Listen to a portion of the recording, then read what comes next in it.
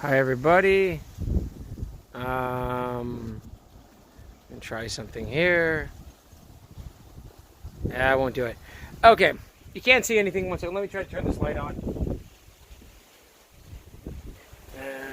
Still no good. Yeah, you can see my palm tree. That's kind of cool looking too with the light coming off it. So anyhow, we're here in Eleuthera.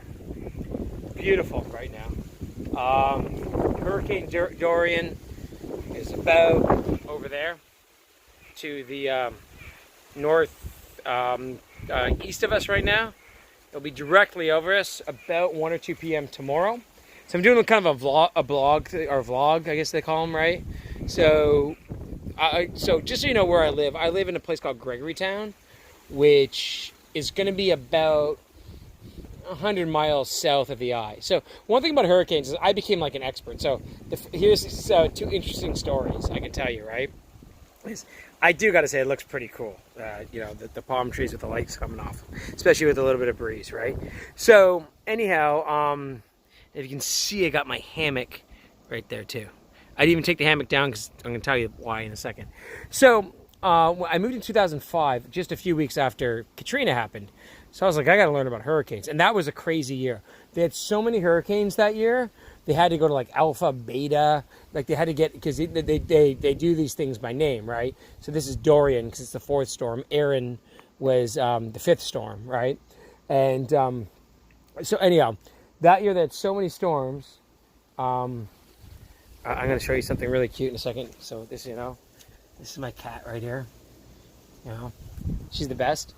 Her name is the Big Sheriff. Originally it was Peanut, but I changed my name to the Sheriff because she likes to patrol around the grounds and like now, like just kind of be on the lookout. But anyhow, to get back to the storm, and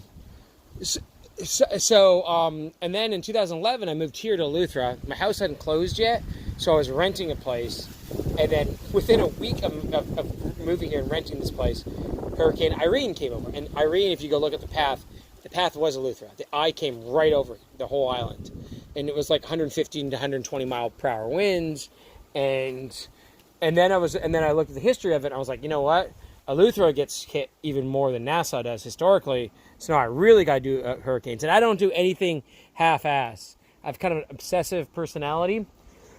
So I started reading all about models and storms, and I just want to know everything about it. And, I'm a little different than someone who lives on the island locally.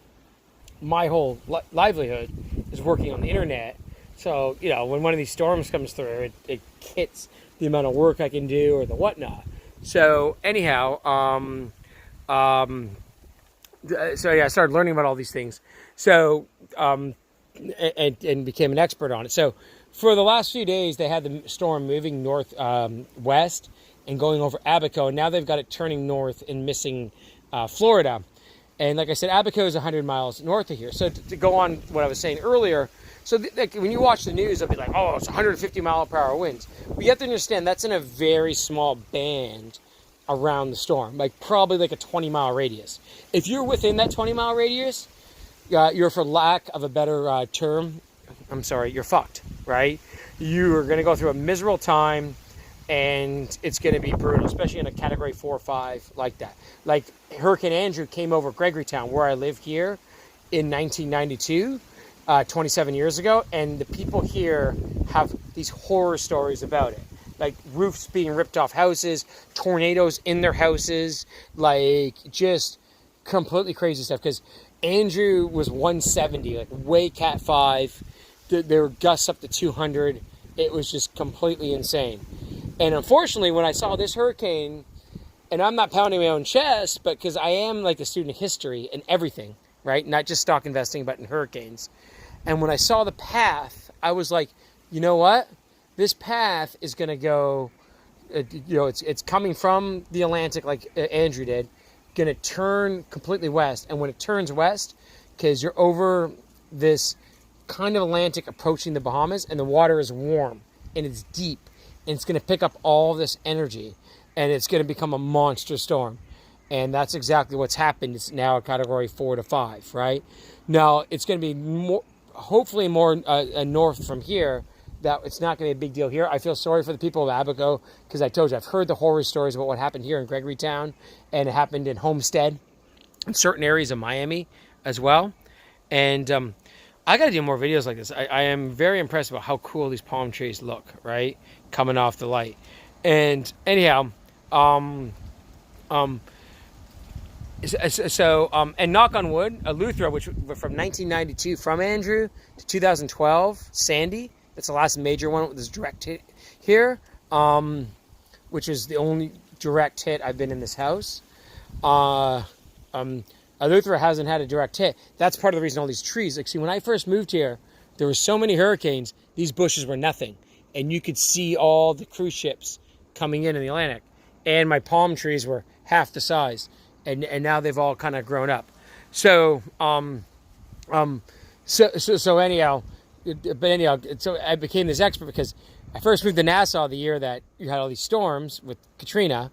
Then I moved to Eleuthera, and Irene and Sandy hit me within, basically a year, 2 storms in a year. So I was just like, I really have to learn about this. So, I haven't been overly worried because the path kept having it go through Abaco, which, like, the problem with these things, it becomes like Darwinian. It becomes better them than us because it's like a Category 5 is a nightmare. And go look what happened to Dominica.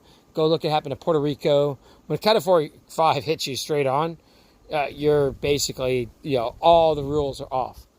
I'm taking my little cat and going back to Canada if a Category 5 looks like it's about to hit here, right?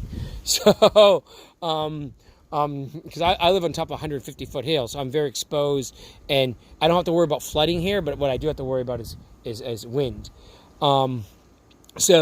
Anyhow, that's what I'm saying. So, but anyhow, to get back to that point that I keep trying to get back to is, so when they talk about the radius of the hurricane, like it's a 20-mile radius. So even if you're 70 miles, 50 miles away, like Andrew's the perfect example of that. Homestead in Miami got destroyed, but Fort Lauderdale really did fine. And Fort Lauderdale is what?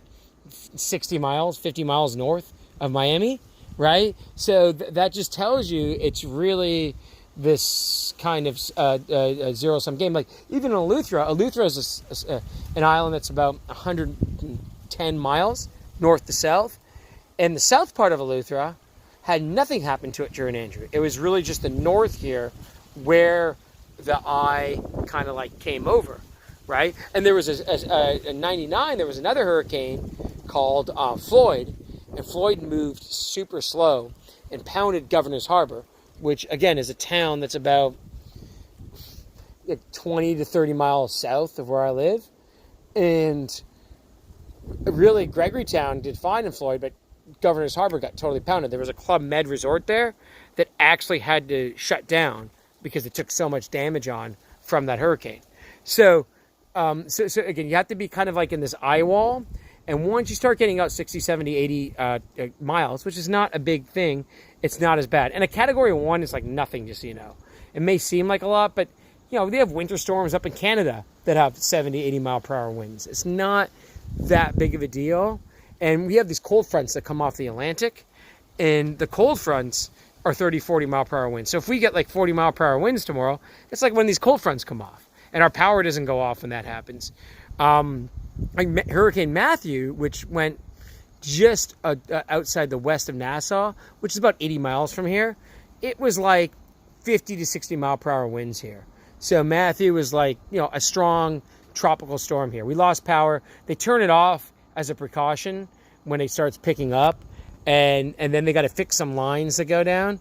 We lost power, I would say, for about, it went off around midnight, and then it came on around 7 or 8 the next night. So we lost power for roughly 20 hours. Wasn't a big deal, right? And I have a generator and all these sort of things too. So anyway, I'm giving you a little education about hurricanes, telling you that really, unless you're in the eye, and what actually most of these storms, the real danger is, especially when they go inland in the States, if you're someone who lives on the East Coast somewhere, is once they go inland, they get broken apart, they start moving a lot slower, and they spread out. And actually, the biggest problem is the rain. And see, one thing about the Bahamas, we really don't have rivers, we don't have waterfalls, we don't really have lakes. And the one thing about the Bahamas is, um, because of that, we don't have all this flooding. And with me, on top of this 150-foot hill that I live on, I don't have any flooding at all out here. And the Bahamas, the ground is made of limestone. So we don't really have like mudslides or like they have in California. What we have here, the problem would be where I live, is the wind. And my house is a wood house, and I'm top of this hill and I'm exposed. And the reason I live on top of this hill is I have 2 ocean views. I got the Atlantic, you can't see it right now, but beyond those trees. And on the other side, I've got the Caribbean. So it's amazing. I watch the sunrise, sunset, but I'm also very exposed to wind. So anyhow, I thought I'd leave it at that. So again, the thing about hurricanes is it's really only around the core where the wind is the problem. Most places, rain is a problem. Like, for example, remember the hurricane that just hit Houston recently, that flooded out Houston? It was a tropical storm or depression most of the time, but it just sat there and dumped feet and feet of rain, tons of rain, and Houston is low, and it just flooded out the downtown, and people couldn't get out. If you lived actually I have a friend who lives there, and she couldn't get out of her condo in Houston because of all the flooding, right? So anyhow, so there's all these dynamics to it, the strength of the storm, the size of the storm, how fast the storm is moving, how far away you are from that kind of eye circle. Like if it hits where they say it's going to hit, and I'll do more vlogs. If it's not too bad here, I have no problem coming out here in 40 mile per hour wind. That's nothing. Like I said, we get that in the cold front. And you'll see what I'm talking about.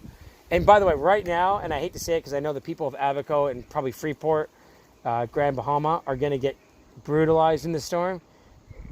It's beautiful right now. It's summer here, is hot and humid, and this is just so nice right now. It's this perfect breeze, and it's cooled down a lot more. Anyhow, so I'm going to leave it at that. Everybody take care, and we'll hopefully have some more hurricane vlogs for you going forward.